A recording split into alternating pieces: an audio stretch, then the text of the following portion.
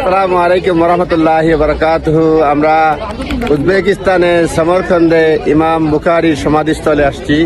ইমাম বুখারী হচ্ছে বিখ্যাত হাদিস সংকলক এবং তিনি এখানেই সমাধিস্থ হন।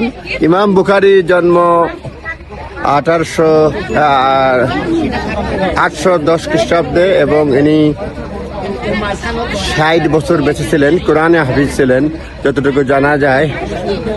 উজবেকিস্তানের সমরখন্দে তার এই সমাধি। আমরা সমরখন্দে আসছি এবং ইমাম বুখারী তত্ত্ব অনুযায়ী ক্ষীণ দৃষ্টি নিয়ে জন্মগ্রহণ করেন, যা পর্যায়ক্রমে ফুল ব্লাইন্ডনেস চলে আসে। তার জন্মের কিছুদিন পর তার পিতা মারা যান। তার মাতাই তাকে লালন পালন করেন এবং একদিন দেখতে অন্ধ ছিলেন, অন্ধ হয়ে যান। তারপরে একদিন মা দেখতে পারেন, মা তার জন্য দোয়া করেন। মা দেখতে পারেন যে ইমাম বুখারী তখন ইমাম হন নাই, যে স্বপ্নে দেখতে পান যে তিনি ভালো হয়ে যাবেন, সুস্থ হয়ে যাবেন। তারপর উনি হজ করতে যান ও সেখানে রাবিক শিক্ষা নেন।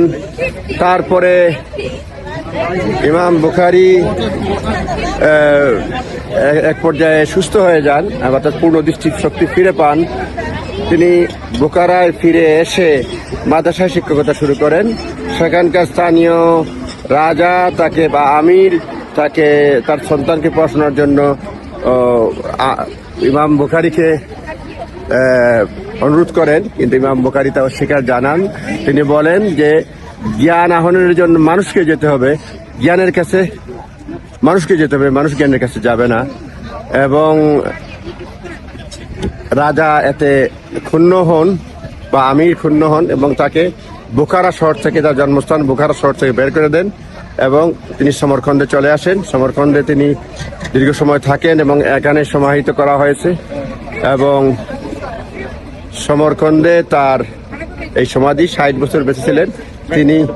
70,000 হাদিস সংগ্রহ করেছিলেন, তার মধ্যে 7,500 তিনি সংকলিত আকারে প্রকাশ করেন এবং 3,500 হাদিস তিনি মুখস্থ বলতে পারতেন। এবং কোরআনের পরেই বিশুদ্ধ ইসলামিক ইতিহাস বা ইসলামিক জ্ঞান সমৃদ্ধ বই হিসাবে ইমাম বুখারী সংকলিত বইকেই হাদিস গ্রন্থকেই ধরে নেওয়া হয়। এ পর্যন্তই। আমার তথ্যে ভুল থাকতে পারে। মোট কথা আপনাদেরকে ইমাম বুখারীর সমাধিস্থল দেখালাম, আমি দেখলাম, ভালো লাগলো। আমরা একটু পরেই জিয়ারত করব। আপনারা সবাই ভালো থাকবেন। আসসালামু আলাইকুম।